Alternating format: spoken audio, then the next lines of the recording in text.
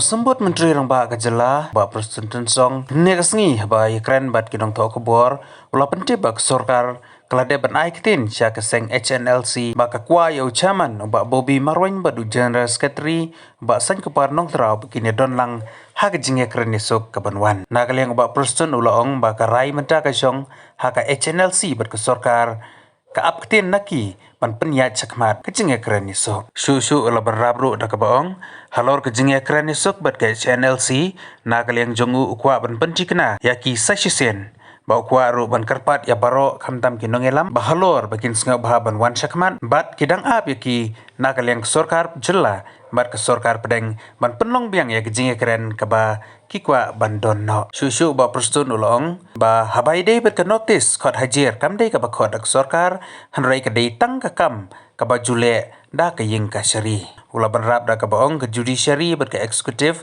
kidei ki bayai trai hala ki jong ki kam. Let me make it very clear. It is not the government who issued the notice. This is the normal process of the court. Judiciary and executive is already separated. I think you understand that. But see, we had a formal talk just once. And in fact, from our side, from both from the central government and the state government, we have requested them, please speed up. What are the issues you wanted for discussion? We are waiting for that.